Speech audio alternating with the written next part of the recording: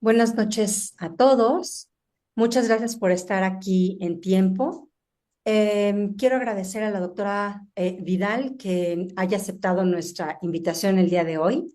La doctora Vidal es psiquiatra infantil. Ella ahora está en Cuba y normalmente también atiende a sus pacientes de manera en la práctica clínica en La Habana y colabora de forma muy cercana con Todo por EMI aquí en Ciudad de México. Entonces, pues le agradecemos mucho a la doctora Vidal que se haya unido y que haya aceptado nuestra invitación. Y pues sin más, ¿saben qué? Me estoy dando cuenta, perdonen, que me está dando una sesión de 40 minutos. Por alguna razón no está reconociendo que son sesiones, que es la sesión larga. No está reconociendo mi usuario o algo. Entonces, si veo que nos va a sacar, les aviso para que nos volvamos a conectar 2 minutos o 3 minutos después. Trataré yo de hacer lo necesario para que me dé entrada y reconozca la dirección. Bueno, doctora Vidal, muchísimas gracias. Bienvenida. Bueno, hola, buenas noches. Bueno, buenas noches, porque en Cuba es de noche para mí y buenas tardes para ustedes. Eh, es un gusto, pues, estar acá con ustedes. Igualmente les agradezco tanto a la doctora Angélica como a Todo por Emi, en este caso también a Lely, que está al frente de la Fundación, el Centro Restaurativo, por estar acá con ustedes y poder compartir esta charla sobre trastornos de neurodesarrollo que espero que la disfruten. Y me dice si se escucha bien, si está entrecortado, cómo vamos. Perfecto. Bien, bueno, entonces comenzamos.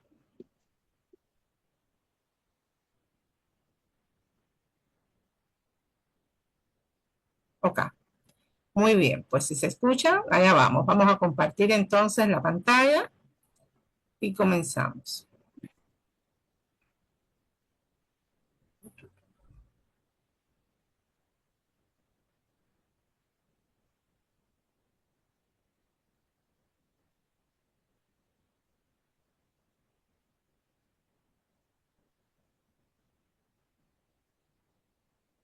¿Ah? Perfecto. Muy bien. Bueno, pues ya fui presentada. Hoy vamos a conversar, a tener una charla de trastornos del neurodesarrollo y sobre todo generalidades desde el punto de vista clínico, sobre todo, y de la importancia de qué es y qué importante es el diagnóstico temprano de los trastornos de neurodesarrollo. Neurodesarrollo, pues es un término que partimos de él, el cual ya prácticamente imagino que hoy el auditorio pues esté colmado de profesionales afines a la psicología, a la psiquiatría. También puede haber familiares o personas diversas y partimos de la base de que es un proceso en el que el sistema nervioso crece, madura, adquiere funciones en ese intercambio constante con el mundo exterior y que comienza durante la gestación y termina en la edad adulta.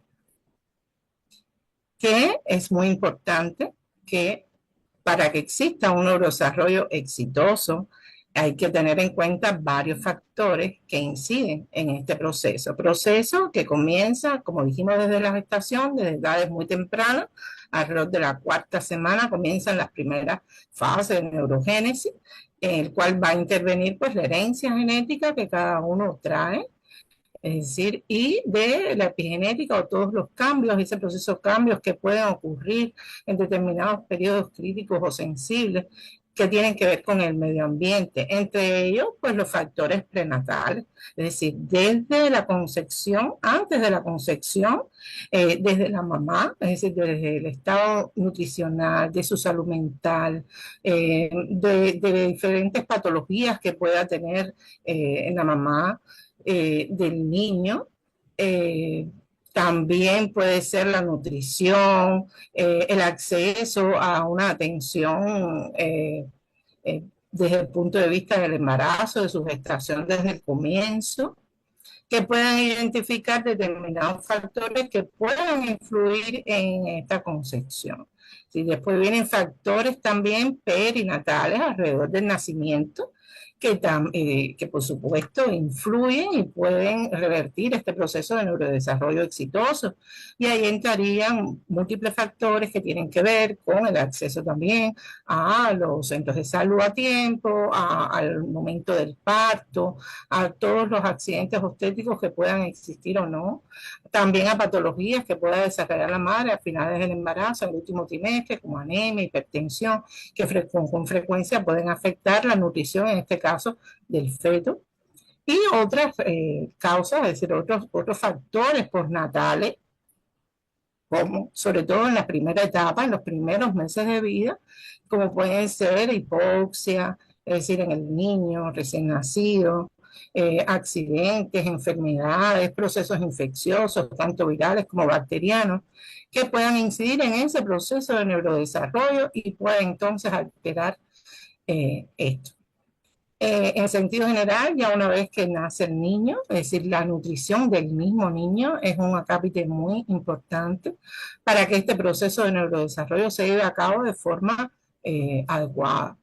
Y dentro de ello, muchos autores señalan que precisamente la lactancia materna es un pilar importante en el desarrollo de todo este proceso de proliferación, de todas estas fases que se llevan a cabo desde el punto de vista de la vida intrauterina, eh, para tener los elementos, es decir, oxígeno, es decir, alimentos, energías, nutrientes, moléculas, proteínas, etcétera.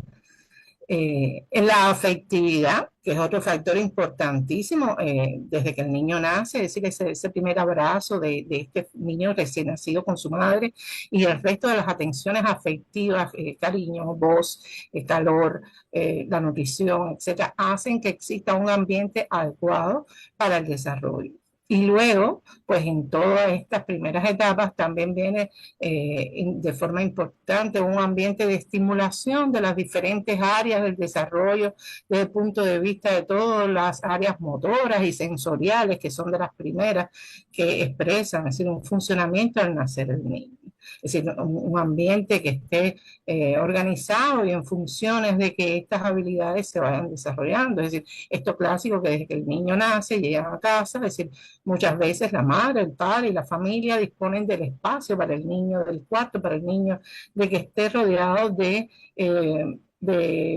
objetos que estimulen la audición, la visión, el calor, la temperatura, el cuidado de los ruidos, los olores, es decir, todo lo que tiene que ver con ese ambiente importante para que se desarrolle. Y, por supuesto, de ser así, esto va a llevar a que exista una mayor producción de sinapsis neuronales, con una mayor integración de todas esas funciones cerebrales y que lleve a un buen desarrollo desde el punto de vista cerebral. Hay periodos críticos que son justamente esto, es decir, en este periodo, tanto de vida intrauterina como en el primer año de vida, si se suceden de forma muy acelerada muchos cambios, mucho crecimiento, sobre todo el año, los 3 años y después hasta los 5 años, es decir, son periodos importantes en el desarrollo para que no existan dificultades futuras. Entonces, en el neurodesarrollo, como decía ahorita, suceden periodos críticos que son específicos para cada función. Hay un momento en que se está desarrollando desde el punto de vista preconcepcional áreas que tienen que ver con la audición, con la visión, es decir, con las diferentes funciones que va a tener nuestro cerebro que nos va a permitir relacionarnos con ese mundo externo, con ese mundo exterior. Y siguiendo el patrón marcado, por supuesto, viene marcado por un programa genético en el cual va a ir sucediendo inequívocamente. Ahora, si no se expone al niño a las experiencias y aprendizajes que deben albergar estos circuitos, su crecimiento se completará sin aprovechar todo ese potencial de estas áreas.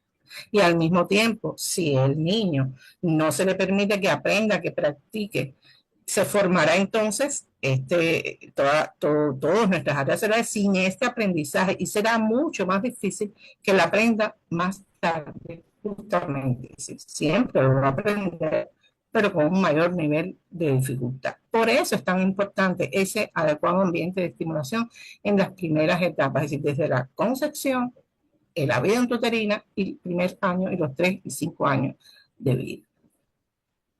Por tanto, pues el desarrollo de este sistema nervioso es el resultado de la interacción entre la herencia genética y nuestras experiencias personales. Y por eso es que el neurodesarrollo es único, es irrepetible, es decir, somos seres únicos e irrepetibles, y también nuestro sistema nervioso central, pues todos estamos expuestos a diferencias en todo lo que vivimos, a las experiencias que cada uno vive a lo largo de la vida. El diagnóstico entonces de los trastornos del neurodesarrollo se basa en la observación clínica por excelencia. Requiere además comparar el neurodesarrollo de cada niño con el desarrollo de sus paraiguales.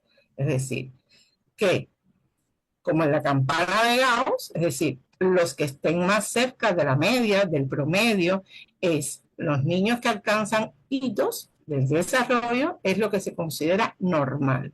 Todo lo que se aleje de esa media, entonces hay una tendencia a que sea más probable que exista un retraso o un adelanto, ¿verdad? Siguiendo esa idea, entonces, para identificar un trastorno del neurodesarrollo, ahí ya estoy utilizando las siglas, ¿verdad? Para acortar, lo primero es conocer qué es el neurodesarrollo normal. Ser neurotípico significa decir que es lo normal, lo esperado, que el cerebro se ha desarrollado y funciona como el de la mayoría de las personas. Y se dice que entre el 80 y el 85% de la población a nivel mundial, pues tiene un desarrollo normal, ¿verdad? Este término normal siempre lo ponemos en comillas, pues también sabemos que ser diferente no es anormal, sino que son desarrollos diferentes, de los cuales vamos a hablar después. Entonces se trata de reconocer estos patrones de la media del funcionamiento cerebral.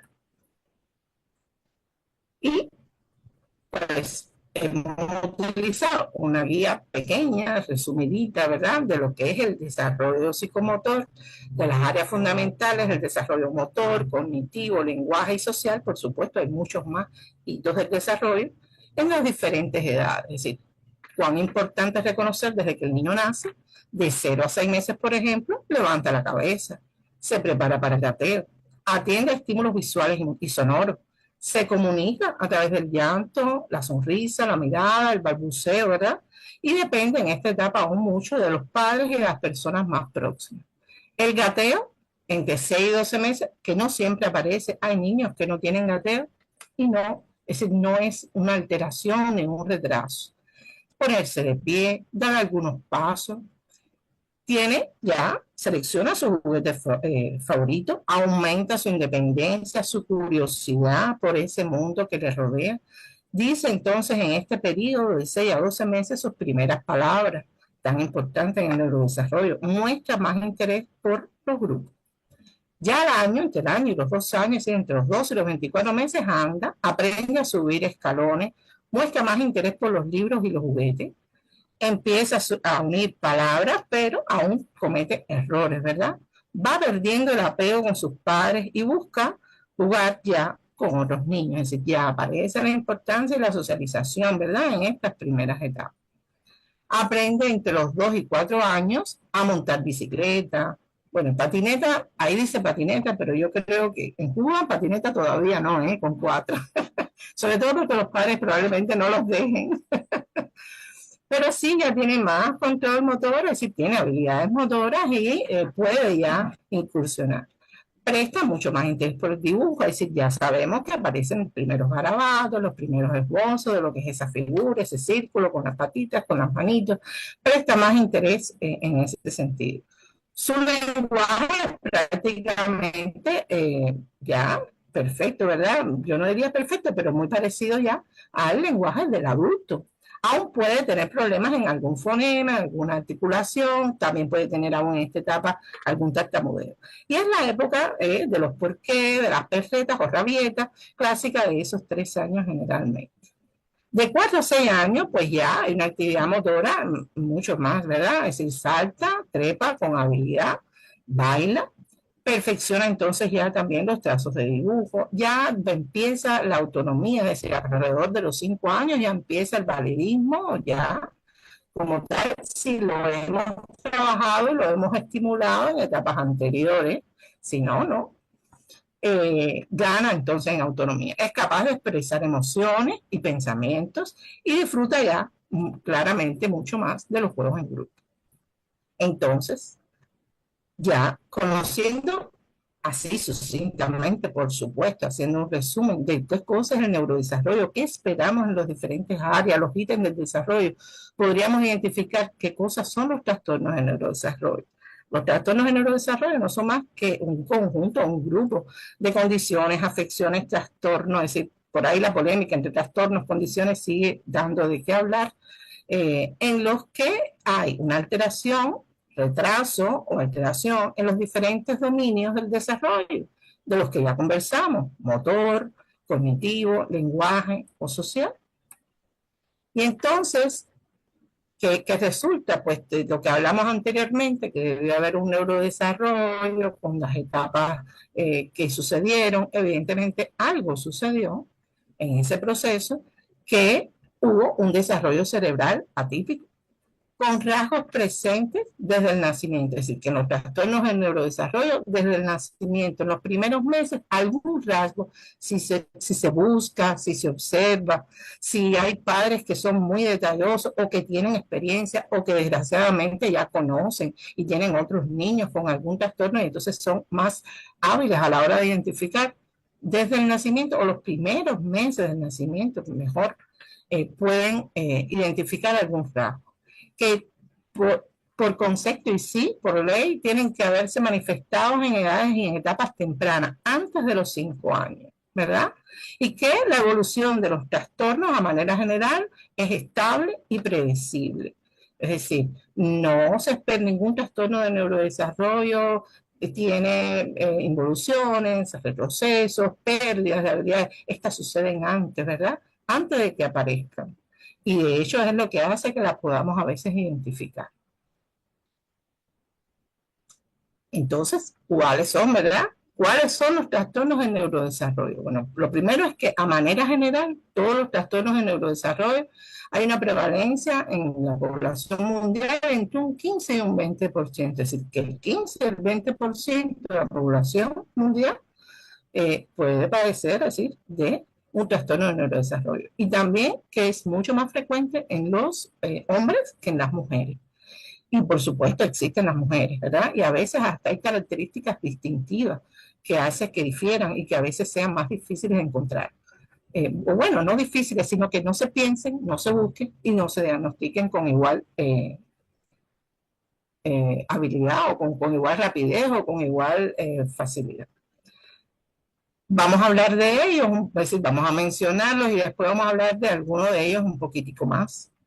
La discapacidad intelectual, que hasta hace muchos años atrás, es decir, se denominaba retraso mental y que por suerte se decidió, es decir, cambiar el término por un término un poco más loable, menos peyorativo, si se quiere, en la población y en la cultura de nuestros países. ¿Sí? Y la discapacidad intelectual tiene una prevalencia que ha sido, es el trastorno de neurodesarrollo que más estable ha estado desde el punto de vista de su prevalencia. Se plantea que es entre un 1 y un 3%, pero la mayoría de las investigaciones sobre prevalencia se enfilan más al 1%, es decir, que el 1% de la población infantil puede desarrollar o tiene una discapacidad intelectual. Tenemos entonces los trastornos de la comunicación, que ahí sí ya son un poco más frecuentes, es decir, entre un 5 y un 6% aparece un trastorno de la comunicación, que luego vamos a ver cuáles son. El trastorno del espectro del autismo, que aparecen, es decir, las cifras, acuérdense que son variables, es decir, cada investigación aporta cifras diferentes, porque por supuesto se utilizan muchas veces instrumentos diferentes, hay sesgos entre población, entre lo que se utiliza para hacer la investigación, y se plantea que un 2,8. De todas maneras, cabe señalar que en los últimos años cada año, es decir, que se hacen cierres y cortes, sobre todo los estudios del Centro de Referencia de Estados Unidos, que de hecho el último lo hicieron en el 20 y no han publicado. Después de pandemia, post pandemia, no hay cifras más actualizadas. Cabe señalar que 160 cada 100, que si 64 cada 100, que si y iban por 50 y tantos cada 100, así que es real también las cifras de las asociaciones europeas, también, aunque no en esta cuantía, pero daban cifras cada vez mayores de la prevalencia del trastorno del espectro del autismo. Y aunque es real que comparado con otras entidades o con otras patologías, incluso dentro de la pediatría, incluso dentro de la neurología, sí es un fenómeno a observar y a tener en cuenta de que ha habido en los últimos años un incremento importante de la prevalencia del autismo. Aun cuando las cifras siguen siendo pequeñas, eso es importante observarlo porque en la realidad y cada vez más en la práctica clínica estamos viendo también más casos. Y por ahí hay toda una controversia también de si estamos más preparados para verlo, que hay más conciencia para identificarlo, pero es real, yo pienso que tiene que ver todo esto también, también el desarrollo, el uso de pantallas, la poca estimulación de los primeros años, y esto va influyendo. Está también, es decir, el otro trastorno de neurodesarrollo, que en este caso es el más frecuente de todos los trastornos de neurodesarrollo, es el trastorno por déficit de atención con hiperactividad, que aparecen cifras variables igual, generalmente dicen de 3 a 5, pero hay muchas investigaciones que plantean que hasta el 10 o hasta el 12% de la población infantil puede tener un TDAH, que es la sigla con la que más se reconoce, ¿verdad? Tanto en español como en inglés. Y el trastorno específico del aprendizaje, que son menos, es decir, mucho menos frecuentes, pero que también se están viendo un poquitico más que anteriormente, entre un 5 y un 8%. Y están los trastornos motores entre un 2 y un 7%. Algo también que quería señalar es que en muchas ocasiones los límites entre uno y otro trastorno pueden ser imperceptibles, sobre todo en edades muy tempranas. Sobre todo en estos que aparecen en edades muy tempranas, porque hay otros que se expresan en edades más avanzadas. A veces es difícil establecer límites entre uno y otro, es decir, por eso las edades, mientras más temprano se hace el diagnóstico, hay que tener más experticidad, es decir, más experiencia, más habilidad para identificar, para diferenciar y para poder llegar a él. Por acá entonces, ¿a qué conclusión llegamos? Que además la observación clínica, llámese de todos los profesionales que tengan que ver con neurodesarrollo, y por supuesto ahí empezamos de los profesionales de la atención primaria, es decir, la medicina de familia, el médico de cabecera, el más cercano, el pediatra, la enfermera, llámese incluso, bueno, pues por supuesto también psiquiatras, neurólogos, es decir, todo aquel profesional, psicólogos que puedan llegar a identificar, a ver a un niño en edades tempranas, pero también ahí entran los padres, ¿verdad? Que pueden identificar signos, los educadores, los trabajadores, las educadoras de kinder, de preescolar, de las escuelas. Pero el diagnóstico, es decir, la observación clínica es hoy por hoy, en ausencia de marcadores biológicos, sigue siendo la observación directa del comportamiento y de la evolución de ese neurodesarrollo, lo que identifica y es la clave para identificar un trastorno del neurodesarrollo. Y para nosotros es importante decir o remarcar que independientemente de que muchos profesionales pueden llegar al diagnóstico de un trastorno de neurodesarrollo, es invaluable la posibilidad, si se tiene y si se puede, de trabajar en equipo, es decir, trabajar y diagnosticar y ver a los niños con trastornos de desarrollo en un equipo interdisciplinario, además de que es enriquecedor para los propios profesionales, tiene muchas ventajas, es decir, hace incluso que podamos, sobre todo compartir el mismo espacio, porque muchas veces lo ven los especialistas, y muchos los especialistas, los psicólogos, todos los vemos, evaluamos a los mismos niños, pero desde áreas distantes. Es decir, poder trabajar en conjunto, por supuesto, hay momentos evaluativos donde sí, cada niño, es decir, el niño va con cada evaluador, pero ver los niños en conjunto desde los saberes de cada una de las especialidades hace y acelera mucho más ese proceso de evaluación y de diagnóstico desde el punto de vista clínico. Es nuestra experiencia. Entonces, ahora hablaríamos de, ahorita les decía, es difícil establecer los límites, ¿verdad? A veces los trastornos de neurodesarrollo, sobre todo en edades muy tempranas. Y hablaríamos entonces de la comorbilidad. La comorbilidad es la coexistencia, es decir, de dos o más trastornos que se relacionan entre sí, es decir, que aparezca más de uno de estos trastornos de neurodesarrollo que hemos mencionado en un mismo niño, ¿verdad? Que esta comorbilidad puede ser secuencial, es decir, que aumente la probabilidad de desarrollar otro en el futuro, es decir, tener un trastorno de neurodesarrollo. Muchos niños tienen un solo trastorno de neurodesarrollo, de lo que nosotros nos alegramos muchísimo, y bien, y qué bueno. Pero eso, conocer esto, nos tiene que ayudar y poner sobre las pistas de que tener un niño pequeño identificado ya con un trastorno de neurodesarrollo, evolutivamente en su seguimiento tenemos que estar buscando si existe otros rasgos, otras características que puedan hacer que esté asociado en algún momento de la evolución otro trastorno de neurodesarrollo. Aquí pongo un ejemplo que es muy frecuente, es que muchas veces el niño desde pequeñito lo vemos y comienza con trastornos retraso del desarrollo del lenguaje y ok, y ahí lo vemos y lo seguimos, que es un trastorno de neurodesarrollo, se sigue por logopedia más intensamente, se hacen terapias de lenguaje, lo siguen psiquiatría, lo seguimos los especialistas de resto, genética, si todo el mundo busca de todo, ¿verdad? Y apoyamos a la familia, al niño y a las terapias. Y cuando el niño comienza entonces en esta etapa de escolar de los 6 años, pues entonces aparecen dificultades en lectura y escritura, es decir, sobre todo en lectoescritura, es frecuente que ocurre. Y evidentemente, y nos ha pasado clínicamente, tenemos casos, es decir, hay un trastorno específico de aprendizaje y un poquito más, es decir, acompañando, ¿no? Ya desde las primeras etapas, un niño que era inquieto, que era más activo, que era disruptivo, que tenía algunas características que te recordaban, es decir, te hacían pensar, bueno, y este niño será un TDAH, tendrá un trastorno de, ¿verdad?, de déficit de atención con hiperactividad, y también nos ha pasado que este mismo niño ha ido evolucionando a un trastorno con déficit de atención con hiperactividad. Entonces, sí, hay que buscarlo, hay que saberlo y hay que evolucionarlo y acompañarlo sobre todo con esa mirada. Y bueno, también a señalar una correlación marcada entre la comorbilidad y la severidad del cuadro. ¿Por qué? Pues todos los trastornos de neurodesarrollo también tienen un nivel, ¿verdad?, de severidad o de intensidad.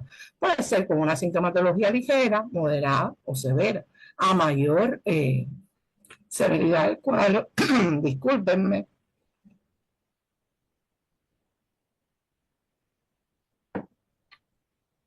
a mayor severidad del cuadro, pues se puede esperar que también haya mayor comorbilidad, ¿verdad? Es decir, que también aparezcan más trastornos sumados.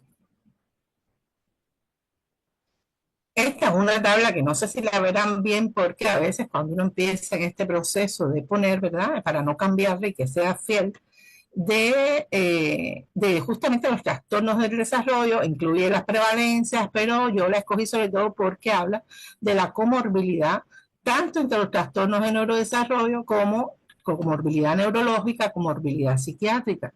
Y para mí fue incluso así, es decir, verla, estudiarla, porque son artículos que ya uno pues a veces va revisando, es real, es decir, lo comparas con lo que ves en la práctica clínica y te das cuenta que sí, es decir, quien trabaja esto y lleva tiempo haciéndolo es real. Incluso yo le adicionaría, ¿no? Y le quitaría.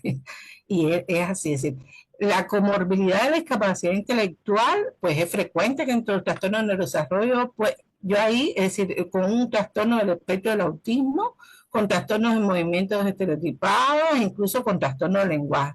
No así con el TDAH, ahí yo difiero, ¿verdad?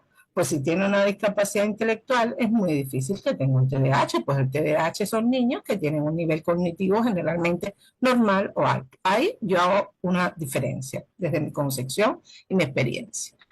Sin embargo, la comorbilidad de los trastornos neurológicos, y si es muy frecuente, aparece también parálisis Sí. cerebral, epilepsia, déficit sensoriales. Sí, si alguien quiere decir algo, me avisan y paro y me dicen, Sí, gracias. Normalmente, Belkis, dejamos fue un... las preguntas para el final, pero Ok, sí, entonces adelante, adelante. bien, perfecto. Pero vi ahí un audio y dije, no sé si quieran. No hay problema, somos flexibles en eso. Eh, la comorbilidad, los trastornos psiquiátricos de la discapacidad intelectual, efectivamente, es decir, trastornos depresivos, trastornos de ansiedad, y yo le adicionaría trastornos de conducta, que son muy frecuentes, probablemente los más frecuentes de los trastornos de discapacidad intelectual. Y así sucesivamente pudiéramos estar mencionándolos todos, ahí está la tabla, es decir, y sí, es decir, el trastorno del lenguaje, como ven, no lleva nada, pero es que el trastorno del lenguaje aparece repetido, es decir, lo van a ver en la comorbilidad del TDAH, del trastorno específico de aprendizaje, del trastorno de la coordinación. Y entonces por eso ven que va en blanco, porque está repetido, ¿verdad? En el resto de los trastornos de neurodesarrollo. Y ahí ven cómo se entrelazan y cómo cada uno de ellos va acompañado. Y por supuesto, no es siempre, no todos los niños tienen una comorbilidad establecida. Hay algunos, por suerte, que no, porque eso hace que sus cuadros sean un poquito más complejos y con mayor cantidad de síntomas. Pero sí existe, es frecuente, muy frecuente. Vamos a ir cambiando porque les voy. Entonces, existe sintomatología común a varios trastornos de neurodesarrollo. E incluso muchas veces existe sintomatología de los trastornos de neurodesarrollo, pero no puede ser clasificada o diagnosticada como uno de los trastornos de neurodesarrollo porque no cumple con todos los ítems que debe tener. Saben que en psicología y psiquiatría manejamos los diagnósticos por manuales de diagnóstico, es decir, un poco que se trabaja y se trata en su parte más sana es tratar de aunar criterios entre todos y que los diagnósticos entonces sí sean efectivos y que todos estemos hablando de lo mismo y podamos identificar a un paciente con las mismas características. Entonces sí, es real, nos pasa en la práctica, es decir, 2 y 2, como a veces decimos un axioma en medicina, no es 4. Y muchas veces vienen niños, familias, traen niños han identificado algunos síntomas y alguien le dijo que si camina en punta es autista, pero no hay más nada. Y porque tiene a veces una hiperactividad sensorial, no, para mí me dijeron que si él se tapa los oídos, también puede ser, es más frecuente porque el autismo, como digo yo, hace unos cuantos años, pues está un poco de moda. Y la familia, al menos nuestra, acá, está muy documentada y el cubano además también tiene una buena información desde el punto de vista médico y muchas veces va directo a los servicios ya casi que con un diagnóstico en la mano y allá también sucede, es decir, allá también las redes permiten, porque el trabajo allá también y ha pasado. Entonces, es real. Así, ¿qué sucede con esto? Es decir, hay muchos síntomas que son comunes a muchos trastornos de neurodesarrollo. Entre los más frecuentes puede estar la hiperreactividad sensorial, las estereotipias, la torpeza motora, caminar en punta, los trastornos o retrasos del desarrollo del lenguaje o de la articulación específicamente. Y ojo, porque toda esta sintomatología que puede aparecer y aun cuando no clasifique o no nos permita hacer un diagnóstico de uno de los trastornos de neurodesarrollo, es una sintomatología que hay que seguir, que hay que observar, que hay que notar, que hay que ir evaluando paulatinamente, porque a veces, como 2 y 2 no es 4, pueden aparecer asociados otras sintomatologías o simplemente está ahí y si es disfuncional para el niño y para la familia, pues también lleva un acompañamiento y un manejo y por supuesto una intervención, ¿verdad? Porque cada uno de ellos debe llevar una intervención para apoyar a que este neurodesarrollo, sobre todo en edades más tempranas, se corrija, se supla y pueda el niño adaptarse lo mejor posible. Sí, estos también existen síntomas que nosotros decimos que son transversales, ¿verdad? Que ocurren y que están prácticamente acompañando mucho los trastornos de neurodesarrollo, entre ellos están, disculpa, los trastornos del sueño, que tan frecuentes son, los trastornos emocionales, ahí entra la ansiedad, la desregulación emocional, los miedos, La fobia, la irritabilidad, los trastornos de conducta, a veces son muy frecuentes en muchos de estos trastornos. También hablaríamos en los niños de tristeza, de depresión, pues muchos de ellos se dan cuenta de las dificultades, las sufren, que tienen y se comparan y se dan cuenta, ¿verdad? Y eso muchas veces, sobre todo más grandes, pues hacen episodios realmente también depresivos, incluso a veces un poco más complicados. Sobre todo los niños que tienen conservada toda el área cognitiva, ¿verdad? Y entonces viven más, es decir, conscientes de lo que les sucede. Si no son bien manejados, pues sí, pueden deprimir. La tecnología, ya. Entonces, ya hay estudios, es decir, hace años, ya hace más de una década, en que se está insistiendo mucho, es decir, muchas investigaciones clínicas, se insiste en no descansar excesivamente en los criterios y categorías diagnósticas.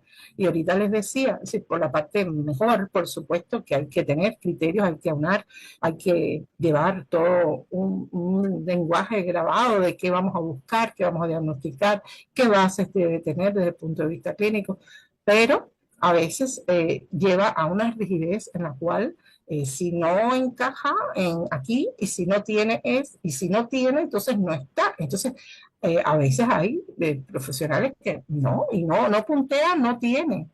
Y entonces no, y entonces no entra en un programa o no entra en una evaluación o no entra en una intervención que es tan importante. O sea, ojo, eso nosotros realmente para nosotros es vital transmitirlo, insistir, es decir, y por supuesto, cada vez más se proponen nuevos modelos, es decir, dimensionales y transdiagnósticos, sobre todo transdiagnósticos. Y yo, les digo, es decir, ¿qué es transdiagnóstico? Pues que se supone ya que en lugar de centrarse mucho en lo específico y en lo diferencial de cada uno de los trastornos, que se focalice más la atención en lo que tienen en común, es decir, el gran grupo de los trastornos en el desarrollo. Y que al final, cuando nosotros identifiquemos estos síntomas que ahorita hemos hablado, que no encajan, que no están, que no cumplen, es decir, hay un gran grupo que se llama trastornos del neurodesarrollo y a lo mejor no clasifica como un TDAH o como un autista o como un trastorno del lenguaje, pero tiene un trastorno del neurodesarrollo.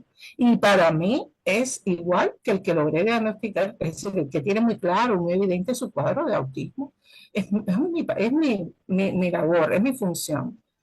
Entonces, y más importante aún, y no, es decir, muy importante, evaluar ese contexto familiar, educacional, social, de recursos alrededor, sobre todo por esa red de apoyo que necesita para mantener una mirada más evolutiva a ese cambio. Pues se sabe que los trastornos de neurodesarrollo van cambiando constantemente. Esos cuadros, por supuesto, porque tenemos neurodesarrollo, porque nuestro cerebro con ese desarrollo y esa capacidad de plasticidad, pues constantemente está evolucionando, interactuando con ese medio y cambiando constantemente. Es decir, él, privilegiando entonces todo un enfoque mucho más centrado en el niño en contraposición del diagnóstico. Y siempre exhortamos a los profesionales que nos acompañan, a los que formamos, a los que podemos, a los que tenemos a nuestro alrededor, de siempre estas preguntas ante un niño con posible trastorno de neurodesarrollo. ¿Cuáles son sus fortalezas y sus debilidades, sus puntos fuertes y cuáles son sus dificultades? ¿Y cómo podemos aportar para que desarrolle de manera óptima esas potencialidades y logre, por supuesto, una mayor adaptación en su vida?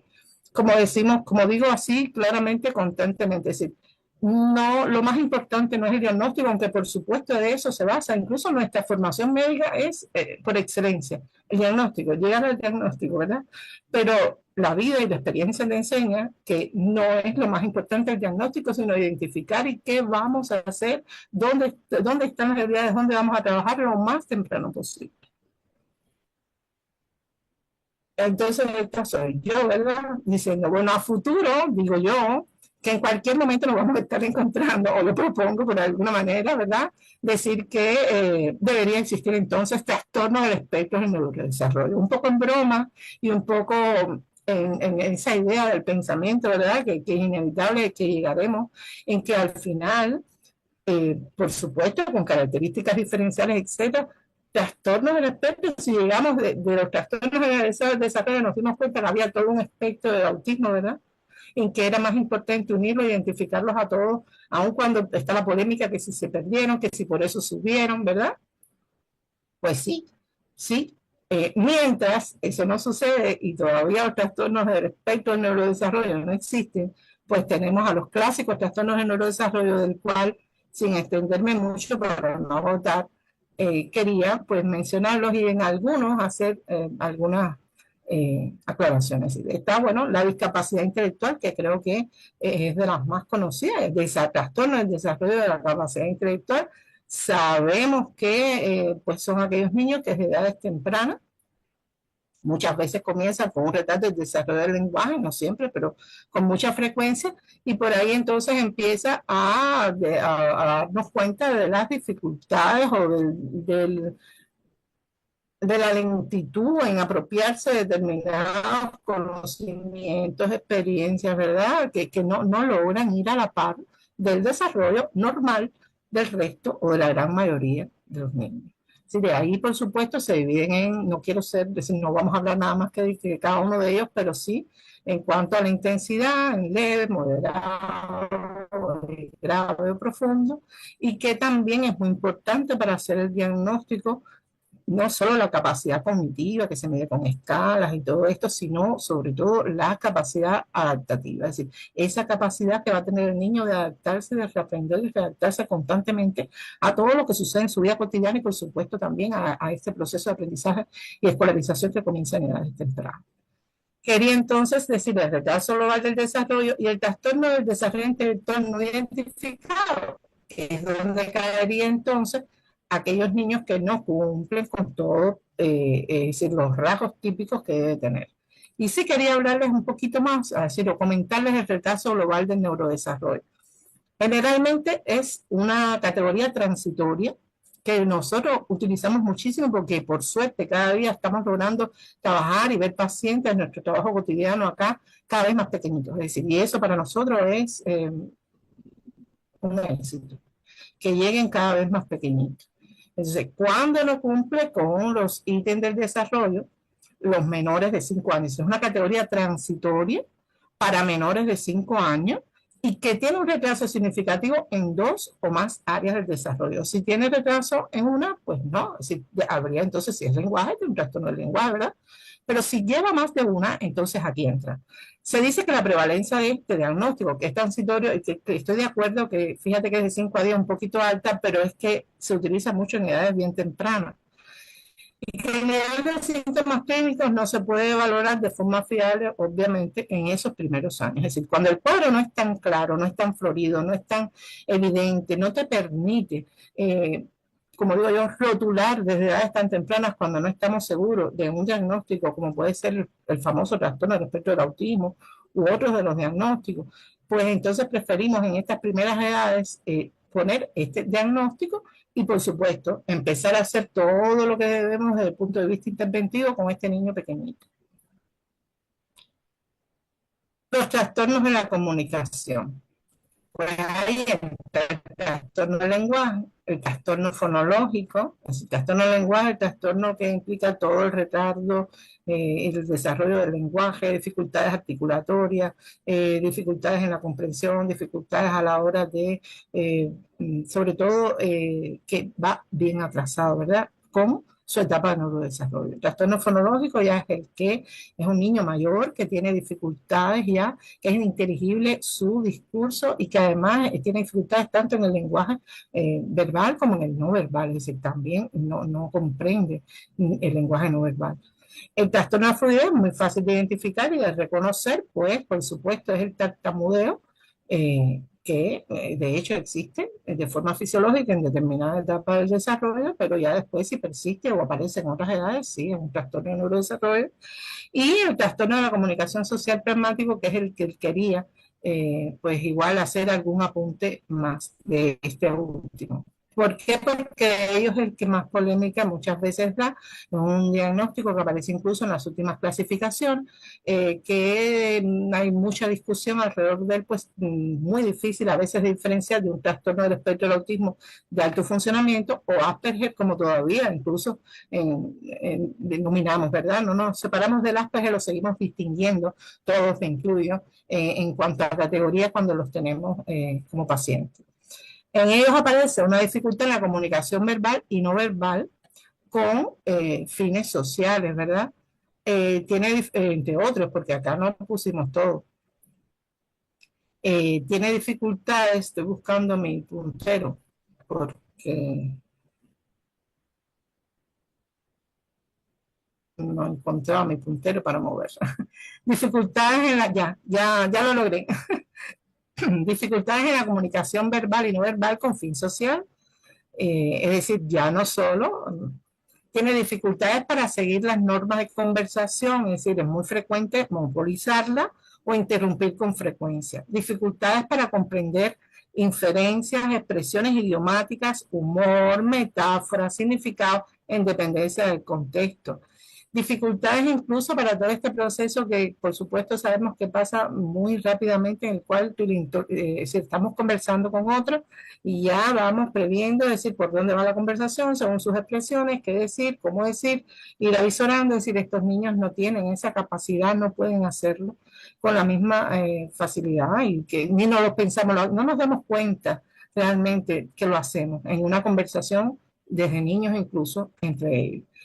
Y por supuesto, ahí viene la polémica, es decir, se diferencia porque entre los criterios diagnósticos, además, el último criterio diagnóstico de este trastorno de neurodesarrollo implica que se excluye el diagnóstico si tiene un trastorno del espectro del autismo. Entonces, por eso hay tanta polémica, porque a veces es muy difícil esa decisión. Ahora, el hito, es decir, lo que hace que lo diferencie de un trastorno del espectro del autismo es que no aparece ningún patrón ni restrictivo ni repetitivo de intereses ni actividades.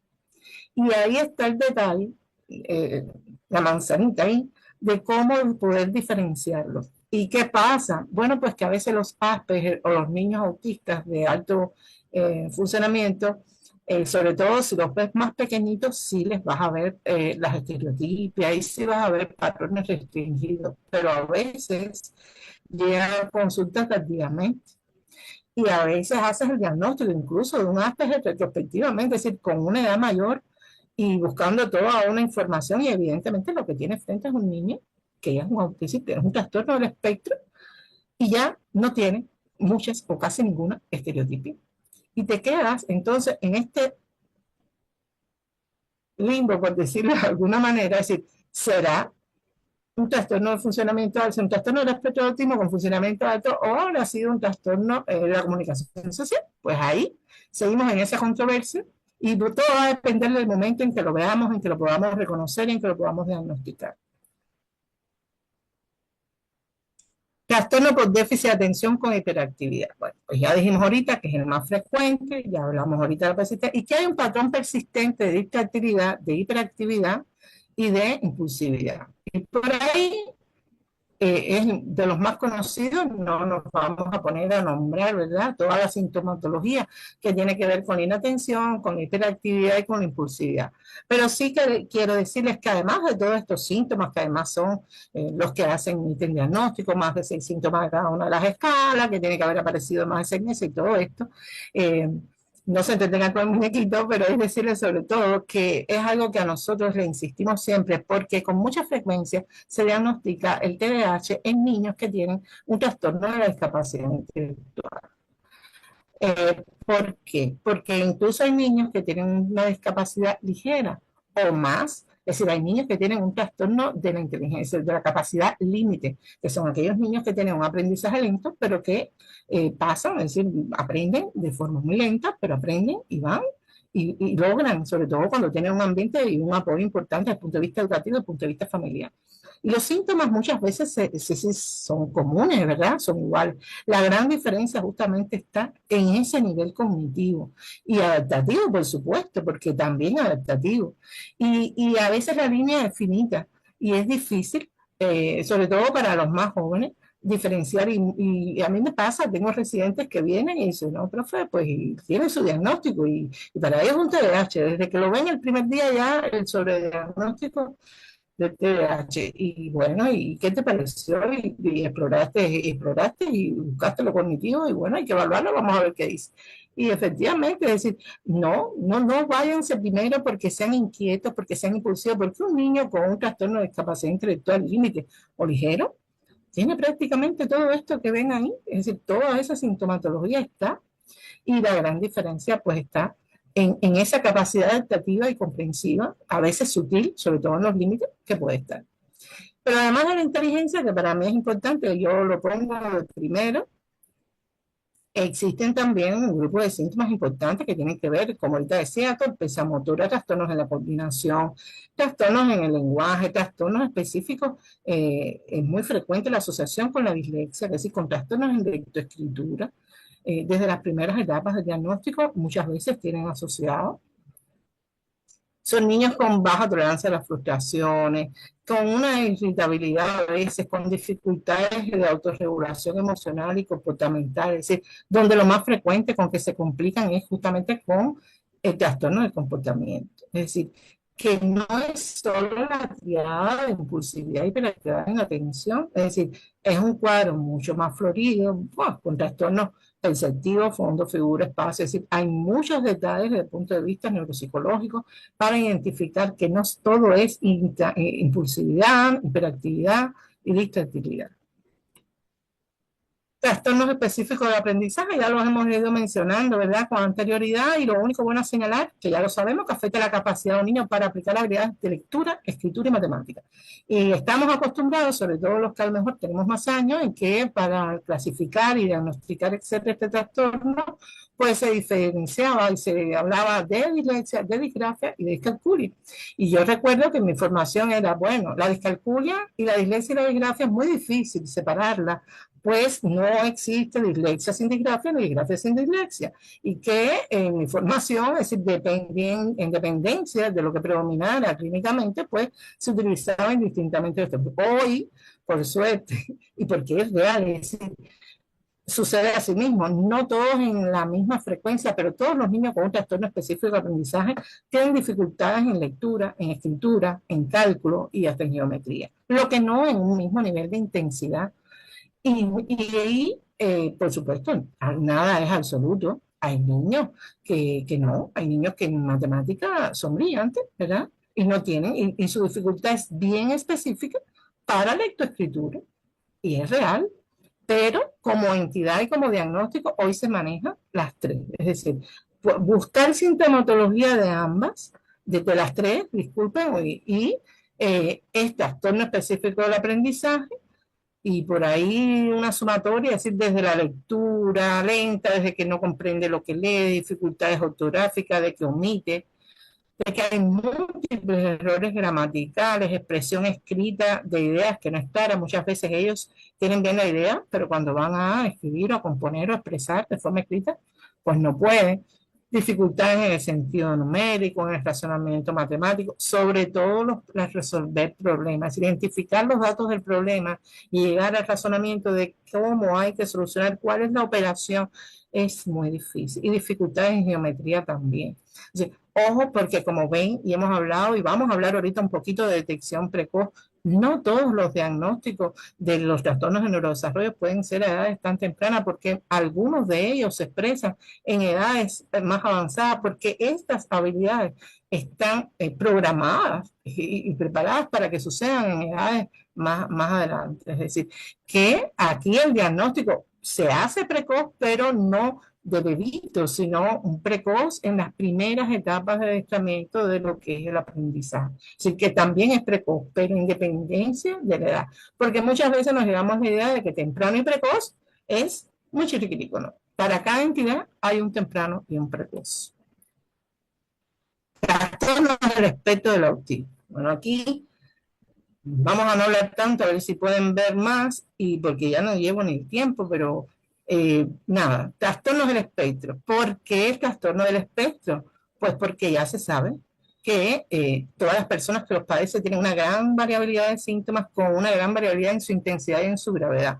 Y como dice el eslogan, pues no hay ningún niño autista igual a otro, ¿verdad? Son únicos, como mismo todos, porque yo lo que digo, los autistas no todos somos únicos y irrepetibles. Es decir, entran ellos igual que nosotros en esa excelencia de ser únicos, ¿verdad? Pero sí es real, es decir, aunque los síntomas se identifican y son frecuentes y están bien señalados, pues es verdad que cada cuadro es diferente. Con una fuerte base genética, el trastorno del espectro de autismo, que es un trastorno, discúlpeme, complejo y heterogéneo, que comienza en edades bien tempranas, es decir, este es de los que sí se puede buscar, sino en edades bien tempranas, y aparece, por supuesto, dificultades y alteraciones en la comunicación, en la interacción social y en los patrones de comportamiento.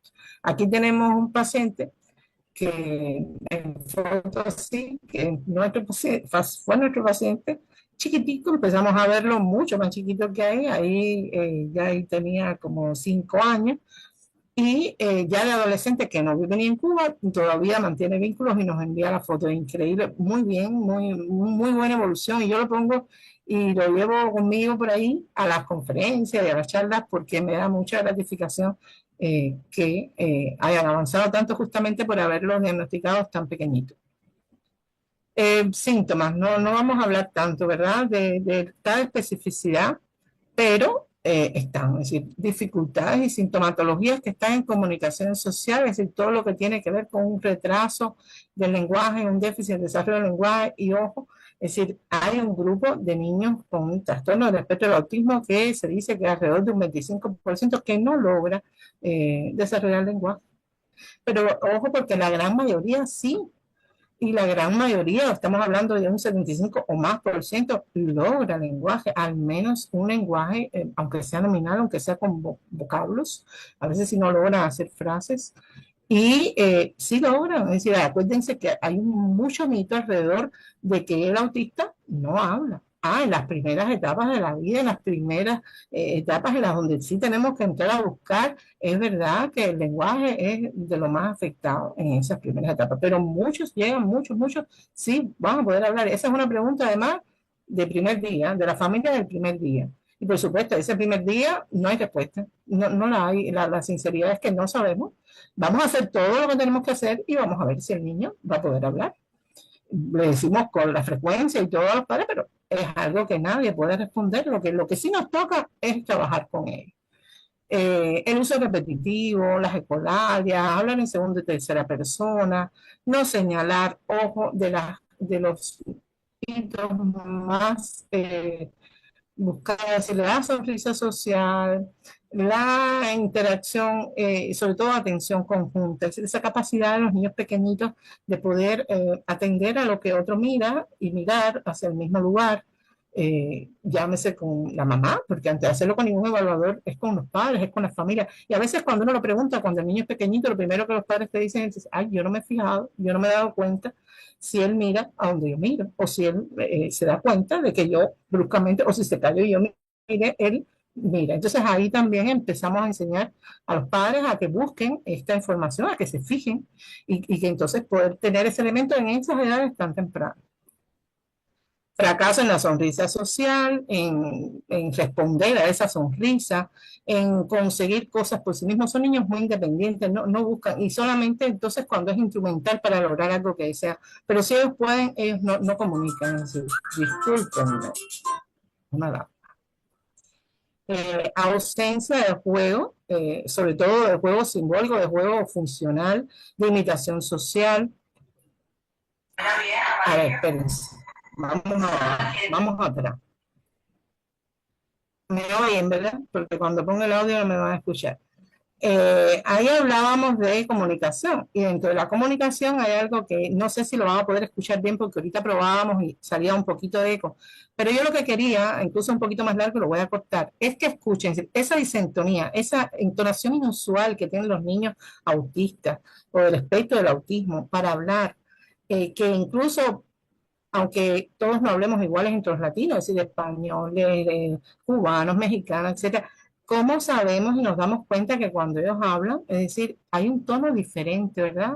es real. O sea, ahí lo que quería era un poquito, que si podían escucharlo, y vamos a ver si sale, esa diferencia a la hora de hablar del niño incluso y de su mamá. Es decir, la que está a la izquierda es la mamá que está jugando con él, en este caso está recibiendo un tratamiento, es decir, una intervención, y una residente que está con nosotros ahí acompañándole.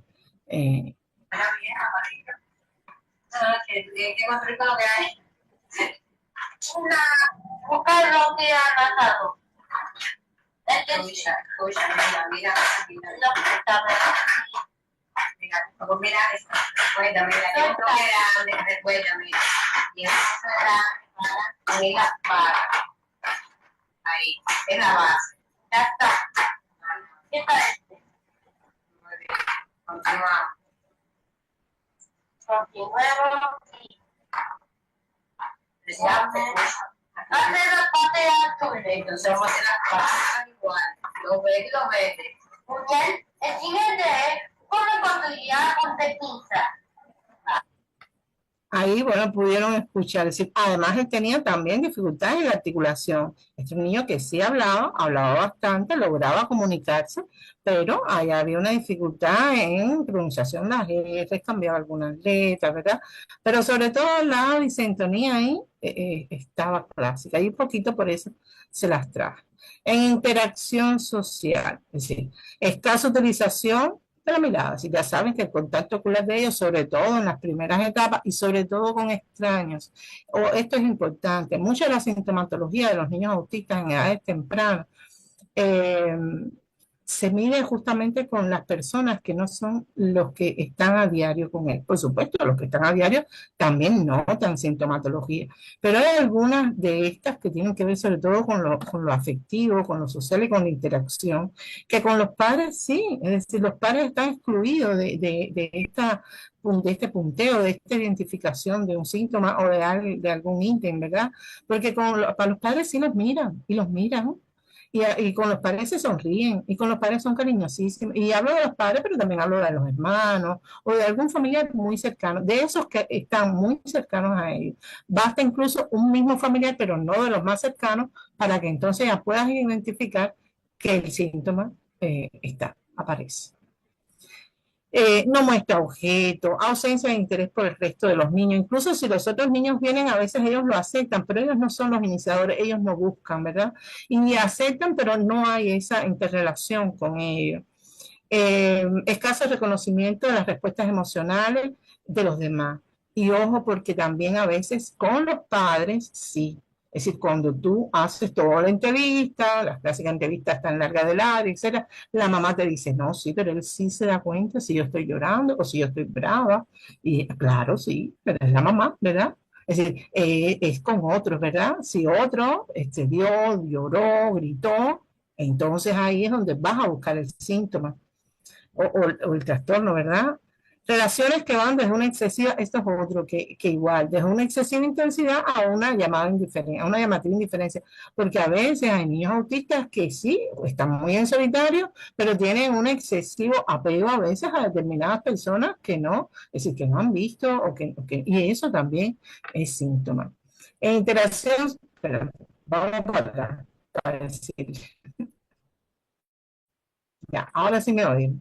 Aquí hay dos imágenes. Una, y es la primera, que les traigo porque tiene que ver en interacción. No es social porque aquí está la mamá, hay unos evaluadores, ¿verdad?, de que no se ven en cámara, pero es un local de consulta que tiene juguetes y tiene para que ellos interactúen. Y en lo que se está en la primera parte entrevistando, se están observando a ellos.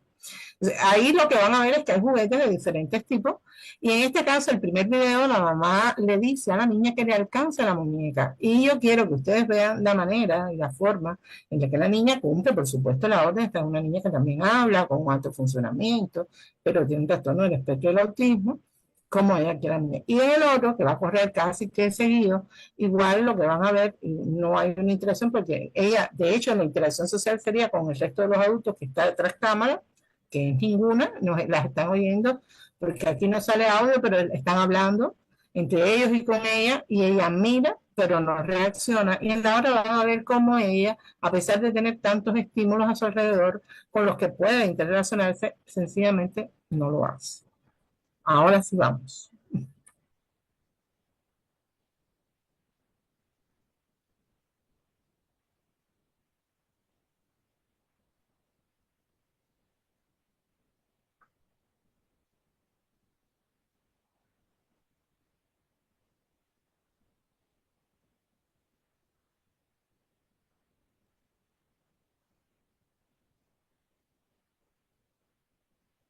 Ven a la mamá, le pide que él traiga, y bien como ella escoge la muñeca, como otra niña de su misma edad hubiera tomado la muñeca, ¿verdad? De una manera a lo mejor más afectiva, o más maternal, o más de abrazo, o lo hubiera tomado por el cuerpecito, ¿verdad? Y ella la toma así como si fuera un gato mojado, así, como algo que no tiene que ver, es decir, no hay una interrelación entre ella y la muñeca, que al final la muñeca simboliza a otro, ¿verdad? A otro ser humano, o la representación del otro, es decir, de otro para igual.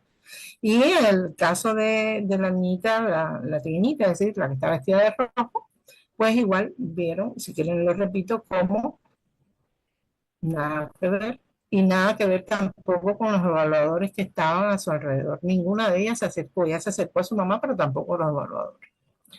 Patrones de comportamiento restringidos y repetitivos, pues igual, es decir, si no quiero, son listas enormes a veces, listas de síntomas que agobian, irritarse por cambios mínimos, la necesidad de seguir rutinas, colalias que son tan frecuentes que aparezcan, pero que muchas veces son estereotipos verbales, es decir, a veces la necesidad de repetir hay que diferenciar, ¿verdad? Organizar objetos en fila, por colores, por tamaños, de formas específicas, tener que seguir rutinas específicas, intereses obsesivos que son muy frecuentes que aparezcan asociados en los niños con trastornos del espectro del autismo, tener reacciones inusuales a los sentidos, tanto a los sonidos, a los olores, a los sabores, a las texturas, ¿verdad? Al tacto, provocan respuestas, comportamientos muy diferentes a los niños normotípicos. En este caso, ahora les voy a poner ejemplo de un niñito que tiene, como ven, varias estereotipias. Ahí hay balanceo, movimientos rápidos. Él escogió un juguete y ahí es cortito, pero creo que lo pudieron ver bien. Y acá ejemplos de respuesta táctil, es decir, es un niño que constantemente, cada vez que entraba al salón, se buscaba una textura que fuera acolchonada, cómoda, fresca, y ahí él se quedaba. Si sacarlo de ahí era difícil. El primer niño, el segundo niño, que es un video que decidí no correrlo, pero que, es decir, al sonido de la voz de los evaluadores, cada vez él se tapaba los oídos y lloraba y gritaba. Es decir, el grito de él, lo que le molestaba era la voz de los otros. Y en esta última foto es un niñito con dificultades, estaba en terapia de alimentación, porque, bueno, ya sabemos que ellos tienen dificultades sensorialmente con algunas texturas, con colores, con sabores específicos, y que les es difícil. Patrones restringidos, este es un niño que era un adolescente que todo su tiempo libre, absolutamente todo, se dedicaba solamente a hacer estas figuras que ven, que eran con papel, enroscaba, es decir, hacía tubitos de papel y unía estos tubitos dándole forma a una figura que eran muñecos. Y estos muñecos a su vez los forraba con papel transparente de presente, es decir, con tape transparente. Tenía colecciones y colecciones y no paraba. Y no había manera de que, es decir, claro, y empezamos a hacer, lo conocimos grande ya, y bueno, sí, aquello cambió. Pero la mamá no sabía cómo él estaba tranquilo y a eso se dedicaba, pues era lo único que hacía. Y es increíble, pero sí. Trastornos motores, ¿verdad? Ahí entran los trastornos del desarrollo de la coordinación, los trastornos de movimientos estereotipados, que ya hemos hablado como tal de los síntomas y los hemos podido visualizar, y trastornos por TIC, que los trastornos por TIC a su vez se subdividen en trastornos de Guillain-Barré, en trastornos de TIC crónicos, que en este caso son compuestos focales y motores, verbales y motores, y trastornos por TIC transitorios, que en este caso sí son simples, que son solamente motores y que desaparecen más fácil. Y en este caso vamos a hablar un poquitico más nada más que el trastorno del desarrollo de la coordinación, que es un retraso en la adquisición de los hitos motores para la edad, con impacto en la calidad de vida, sobre todo del niño. E interfiere mucho en sus actividades de la vida cotidiana y en su calidad de vida. Desde pequeñitos, recuerden que todo lo que tiene que ver con el validismo a partir de 3, 4, 5 años, aprender a limpiarse, aprender a cepillarse los dientes, a peinarse, esos que tocan, que son hitos que tocan y que corresponden. Después llega a la escuela, el abotonado, el lazo, las agujetas, como ustedes le dicen, que nosotros le decimos cordones. Ahí les puse agujetas porque ya lo aprendí. Eh, pues todo eso que parece sencillo, pero que para la vida de un niño pequeño es diario, está en muchas dificultades, interfiere mucho en la manipulación de los objetos, en el juego, en la socialización, sobre todo cuando llegan a la escuela, todo lo que tiene que ver con la escritura, es decir, ahí todo lo que es control motor fino es muy difícil para ellos, hace que sus rindan, hacen que tengan rechazo escolar, incluso fobia, hacen que tengan episodios importantes de ansiedad y hasta de depresión, que se nieguen a ir, a veces hasta a un cumpleaños, a una actividad social, porque les va a salir mal, porque los otros se burlan, etcétera, les trae, y a veces no es tan conocido, es decir, a veces es el niño torpe, al que siempre se le cae todo, al que tiene problemas y que si es un poco gordito porque está gordo, y la familia tampoco, es decir, muchas veces se va, muchas veces no se diagnostica, a no ser que en cuanto a intensidad tenga una intensidad alta, pero sí, y bueno, nada, pues los síntomas, aunque hay comorbilidades con él, importantes, pues no son explicables por discapacidad ni por lesión neurológica. Y aquí ya como que vamos terminando, pero para mí era muy importante hablarles un poquito de detención temprana.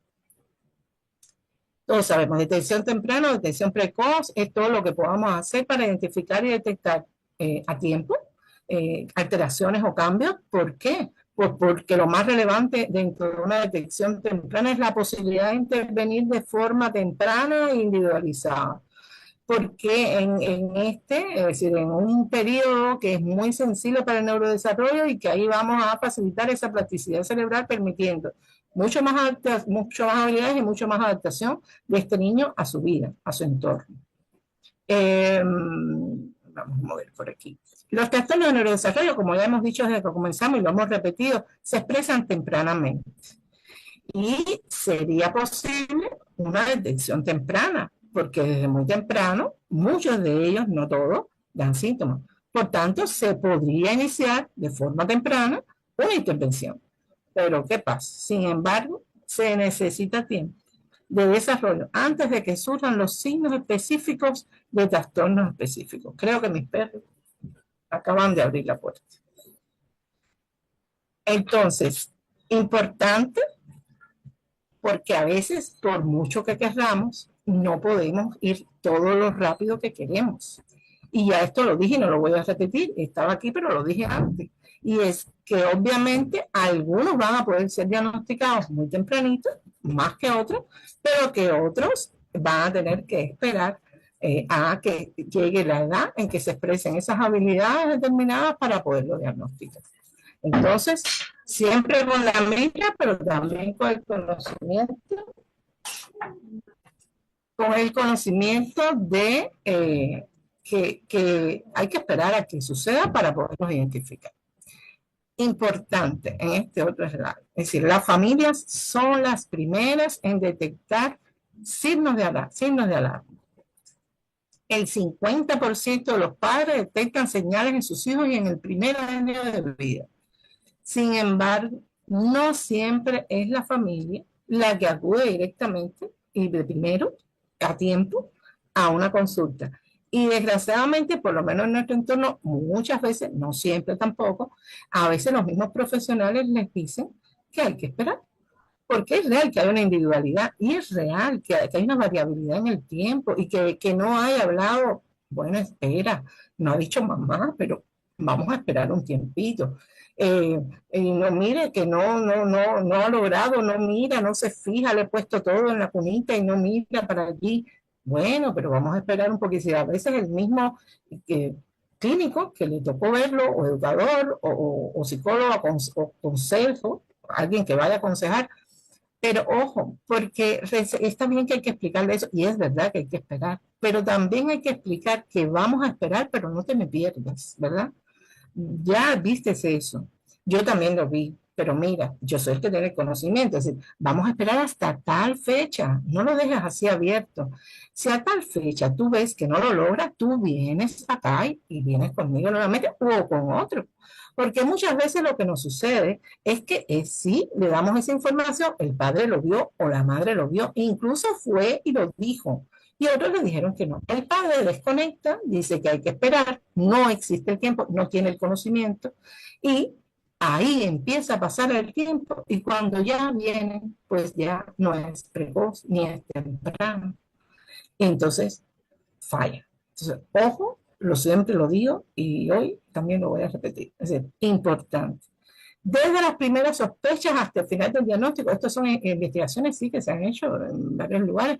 Hay una media en el mundo en que hoy por hoy todavía pasan de 2 años y 2 meses aproximadamente, entre 2 años y 2 años y medio, para llegar al diagnóstico final. Es decir, que desde esa primera vez que se pudo ver, tarda mucho. Y que la edad media en la que realmente se recibe el diagnóstico final, en este caso, estamos hablando específicamente del trastorno del espectro del autismo, es de 5 años. Es decir, que se demora bastante. Siempre se puede, con 5 años se pueden hacer millones de cosas todavía, muchísimas, y bien, pero no es lo mismo si hubiéramos podido empezar de año y medio, 2 años, ¿verdad? Que ahí sería lo ideal. Ojo, aquí pongo nada más porque hay signos de alertas, alertas rojas, banderas rojas, de todo en la literatura y por supuesto que todas es importante revisarlas porque se clasifican por etapas y por edad, pero no podemos hablar de todo en este periodo de tiempo. Entonces, solamente quise traer estas que son primarias, que son las señales de alarma básicas y quiero insistir, una señal de alarma no implica necesariamente una afectación del desarrollo, ¿bien? Puede que no haya balbuceado o puede que todavía no hable, como les dije ahorita, y ok, lo tengo ahí, pero es una, ¿verdad? Hay que observar, hay que mirar, hay que estar. Entonces, lo primero es que, importante, señal de alarma, ¿qué quiere decir? Pues cuando sí aparecen y aparece una y aparece otra, ya ahí sí hay que buscar, ¿verdad? Información, apoyo, me fui, y evaluación, que alguien con experiencia y con conocimiento me pueda decir, ¿verdad? 6 meses, no hay sonrisa social. O sea, la sonrisa social aparece ya en sus esposos alrededor de 2 meses, los 3 meses, el niño aparece acostado boca arriba, la mamá, el papá, viene todo el mundo y empieza a ver solamente de ojitos y boquitas y ya el niño comienza a ver una respuesta a estas personas. A los 6 meses, si no ha ocurrido esta sonrisa social, ahí sí hay una señal de alarma y por supuesto es una sola, pero hay que ir a buscar información, hay que ir a ver al niño, hay que revisar, hay que buscar.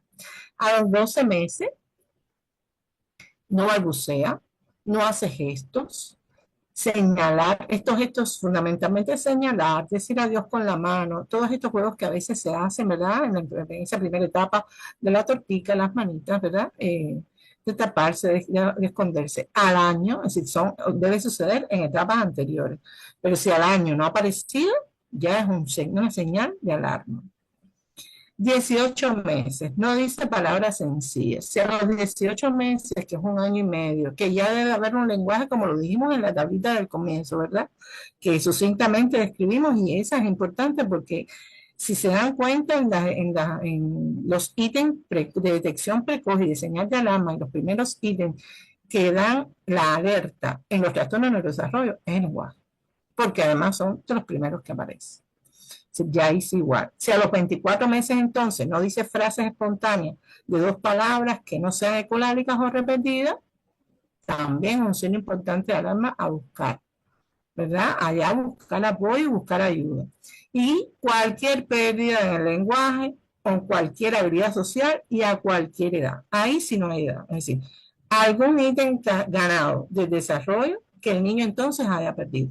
Ojo, no todos los niños pierden habilidades específicamente hablando del que más se conoce, que es el trastorno del espectro del autismo, que está descrito clásicamente que alrededor del año y medio el niño comienza a perder el lenguaje, habilidades, socialización y comienza a cambiar su comportamiento. Eso es un itinerario, por decir, clásico en el diagnóstico del autismo y aparece muchas veces, pero no todos los niños tienen ese recursar. Y eso no quiere decir que sea un autismo porque también pasa. No tiene autismo porque tiene esto y esto, pero no hubo una regresión. Y si no hubo regresión, no. hay trastornos de espectro del autismo que no tuvieron regresión y está ahí el cuadro completo. Entonces, seguimos. La principal herramienta de detección, ¿cuál es? El conocimiento de lo que es el neurodesarrollo normal y la observación y la escucha de los padres. Por ahí hay muchísimas escalas, por supuesto, que se basan además en la información que aportan los padres y los cuidadores. Escalas del desarrollo que van a medir todo el desarrollo de todos los dominios, tanto motor, cognitivo, sensorial, lenguaje, ¿verdad? Y una de las más usadas y de las que más se trabaja es Bailey, pero igual cada área, cada equipo, cada centro, pues va buscando las que más les acomoden, las que con más experiencia también tengan o trabajen.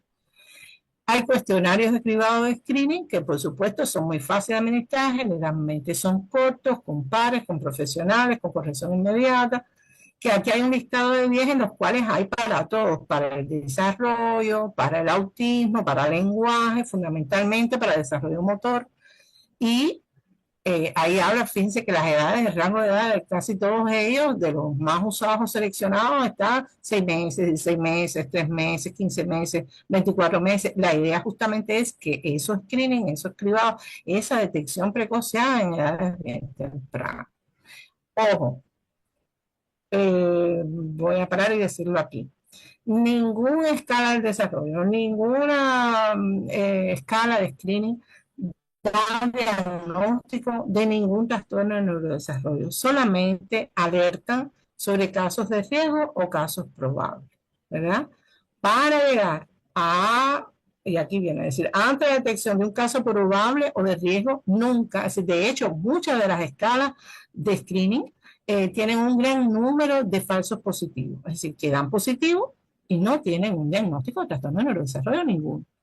Pero ojo, a la vez que da que sí, hay un riesgo, hay una posibilidad, entonces estos niños sí hay que ver. Ante la detección de un caso probable de trastorno de neurodesarrollo, pues por supuesto priorizar la evaluación y la intervención temprana. Las consultas especializadas pueden ser por psiquiatría infantil o neurología, pero de forma ideal, como les he dicho, lo ideal es un equipo multidisciplinario que además va a evaluar, va a diagnosticar, pero detrás va el más importante de todos, que es el equipo de intervención, que es el que va a trabajar entonces específicamente, individualmente con ese niño para habilitar y crear y apoyar en todo lo que necesite. Por ahí entonces que ya veo a Leli, que la vi ahorita llegar y todo bien, les anuncio que voy a estar entonces el próximo mes, en septiembre, del 24 al 10, en Fundación, en el Centro Todo por EMI, en intercambio académico y asesoría, así que ahí me tienen. Si tienen dudas, preocupaciones o cualquier otra ayuda que les pueda brindar, pues ahí estaré un poquito más cerquita con ustedes. Y bueno, de nuevo, gracias, agradecerles a todos por escuchar, por estar y a las a todo por Emi y a Angélica que nos invitaron y nos han permitido compartir. Estoy abierta a todo lo que quieran decir y preguntar. Muchísimas gracias, muchas gracias. Fue una plática verdaderamente interesante y muy completa. Me gustaría darle la palabra sin duda alguna a Lely en Todo por Emi y ahora les digo a los estudiantes que están aquí con nosotros algunas otras cosas que será importante que sepan. A Lely. Muy agradecido por la invitación de la doctora Angélica Cepeda. Gracias a la UNAM por esta apertura. Gracias, doctora Belkis, desde Cuba. Sé que la vamos a recibir aquí con un gran abrazo acá en México. Felices. Una disculpa Siempre. a todos por mi demora y porque los que pudieron ver andaba en el coche. Mil disculpas. También quiero comentarles que está aquí presente la licenciada Esmeralda Delgado, que es del DIF Atizapán, junto con los que colaboramos, y tiene también varios colaboradores del DIF Atizapán. Entonces, felices de haber escuchado esta plática muy enriquecedora, las cuales estarán viéndola en Todo por EMI, en las redes de Todo por EMI, y también próximamente la doctora Angélica nos dirá en qué plataforma de la UNAM será puesta, porque es enriquecedora para toda el área de psicología, para toda el área de los que estamos en este tema de terapias de equipos multidisciplinarios. Pues yo creo que quedó más que clara y con los videos más que evidentes. Su plática, doctora, de mi parte no hay nada por qué preguntar, sino al contrario, agradezco su aportación porque es enriquecedora para el futuro de estos pequeños que pueden hacer grandes cambios. Y esta neuroplasticidad que sabemos que se puede dar por la estimulación también y por el equipo terapéutico más que nada y por la medicación y por estos cambios a nivel celular que también maneja el Departamento de Bioinvestigación y que en eso están unos casos que tienen increíbles de unos ratones que están tratando el autismo, que espero que próximamente nos den más plática de ello, los que llevan esta investigación, podamos ayudar a estos pequeños que han tenido esta situación y a estas familias que están con estos cambios y aprendiendo cada día más de ellos, ¿no? Gracias. Exacto. Pues Gracias. antes de abrir a las preguntas, porque sé que hoy hay muchos estudiantes, nada más les quiero comentar que tenemos un servicio social abierto por parte de la UNAM en todo por EMI, de forma que ustedes pueden hacer prácticas profesionales y pueden hacer servicio social en el equipo multidisciplinario que manejan en todo por EMI, incluidas las intervenciones de la doctora Belkis cuando está en México. Entonces, quien tenga interés me puede contactar. Ahorita en el chat escribo mi correo electrónico para que yo los pueda remitir a todo por EMI. Es un centro de neurodesarrollo que está en el área de satélite. Entonces, yo sé que muchos de ustedes son sureños, pero aquellos a los que les pueda quedar bien, por favor, no duden en contactarnos para que les podamos dar más información. Y abrimos a las preguntas, tal vez unas poquitas, porque muchísimas gracias, doctora. Para ella ya, ¿qué son las 10:30 o 9:30? 10:30. 10:30. No, bueno, Casi. ya. O sea, lo dejamos para unas 5 preguntitas nada más, y la dejamos No hay esta problema. tarde. Perfecto. ¿Alguien tiene preguntas?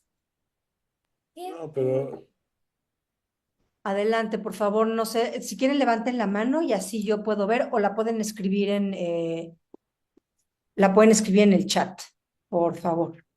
O levantar la mano y así ya sabemos quién es. Ok, no veo que haya preguntas.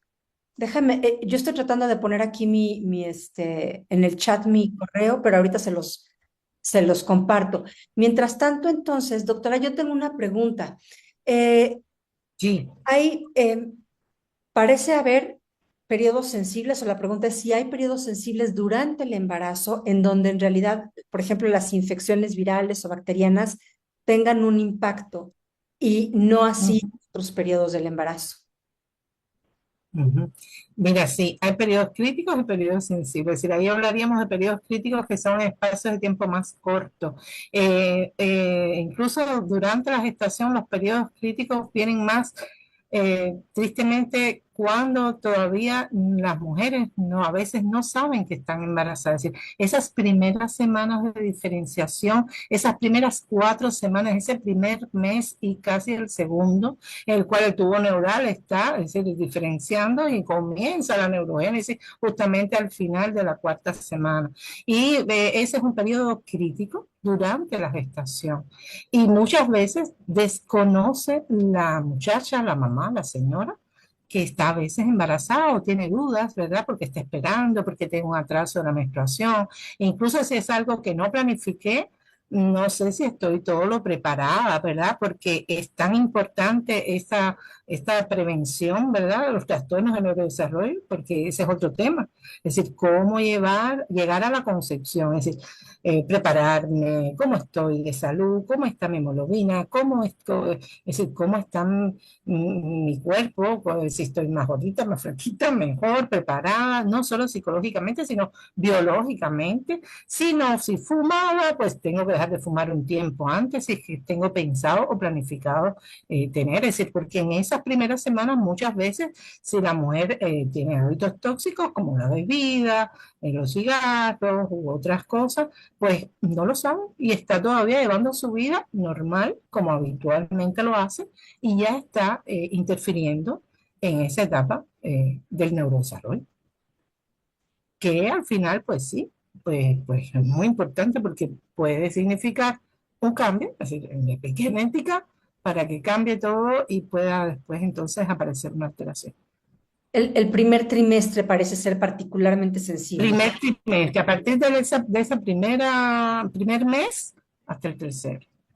Muy bien, muchas gracias. A ver, entró primero una pregunta de León Montoya que dice, ¿es ideal realizar el cuestionario de trastornos de la coordinación como screening para un TDC o es preferible irse de lleno con una prueba como la MABC? Si llegó a ti es porque ya tiene sintomatología. Es decir, screening es en población general. Screening siempre vamos a hacerlo, o bueno, a veces no general. De hecho, lo que se recomienda es screening en población de riesgo. Es lo ideal.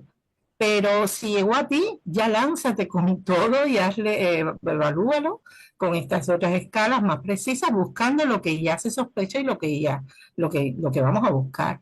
Porque el screening lo dejamos más para esta población abierta o grandes grupos o medianos grupos, pero que haya al menos riesgo o no haya nada, porque hay quien se lanza a hacer estudios en población supuestamente sana y siempre va a encontrar algo, ¿verdad? Pero lo recomendable es que esos screenings no sean en población abierta, porque además son bien costosos, y que se identifiquen en poblaciones de riesgo. Si de ese gran grupo de niños que puedes ir a lo mejor a un jardín, a un kinder, etcétera, identificar primero qué niños tienen algunas dificultades, algunos hitos que te están diciendo que van. Y dice, ahí aplico, y ahí entonces me voy a llevar más seguro a quién puedo ayudar. Pero si ya llevo a ti es porque algo hay, algo tiene. No sé si con esto te responda. Muchas gracias. Pregunta Mariela, ¿con quién acudir en primer momento si tenemos dudas en el desarrollo de nuestros hijos?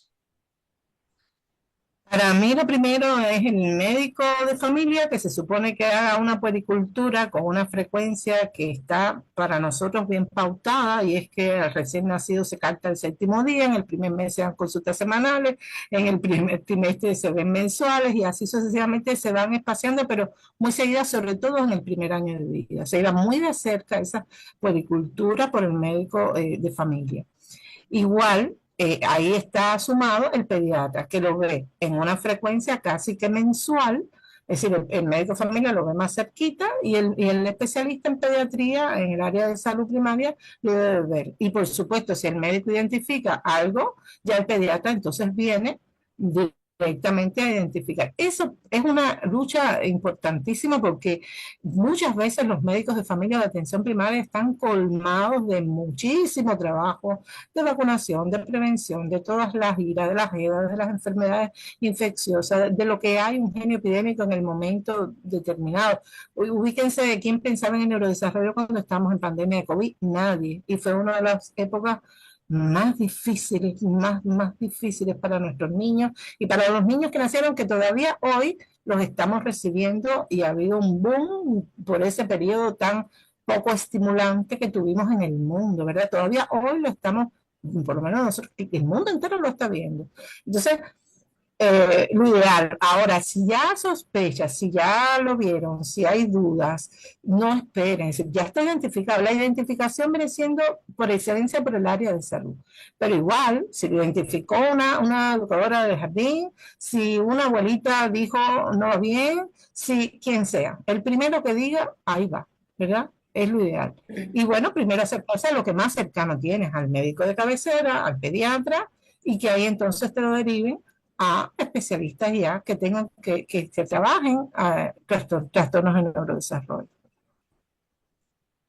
Perfecto, muchas gracias. Y yo creo que nos vamos con la última pregunta, que es de Daniel Lemus, y dice, ¿cómo y cuáles son las mejores formas de intervenir durante las primeras etapas del desarrollo para apoyar a los niños con trastornos del neurodesarrollo?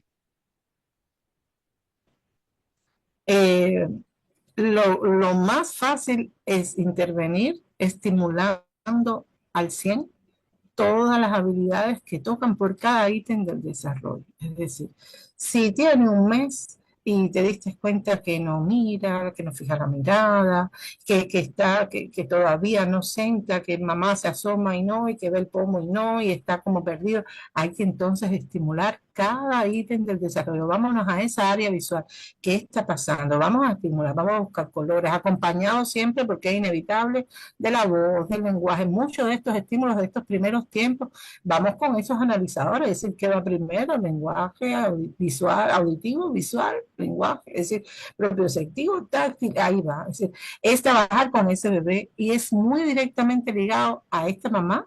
Y por supuesto, una vez que lo identifiques, también llevarlo, ¿no? Se lleva a terapia y se trabaja estimulación temprana, le llamamos nosotros, que es a los bebitos, es decir, en esta etapa de bebé se hace toda una, bueno, y en todo por EMI se hace, ¿eh? Se trabaja muy bien.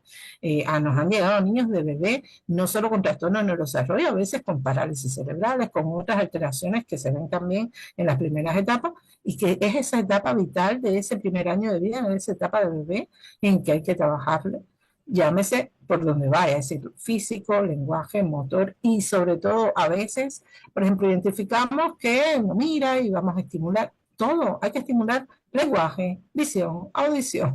Es un conjunto, ¿por qué? Porque quienes saben de neurodesarrollo, de todas las fases consecutivas y de que si es proximal, caudal y todo lo que sucede en el neurodesarrollo, pues todo está interligado. Ninguna de esas etapas va una detrás de otra, ningún ítem de desarrollo, todo está interconectado, todo está sucediendo al mismo tiempo y todas estas áreas están estableciendo circuitos y redes que se interconectan unas con otras y estimulando tú este hito de desarrollo, estás estimulando al otro también.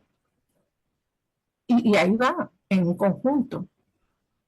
Perfecto. ¿Te respondí? ¿No?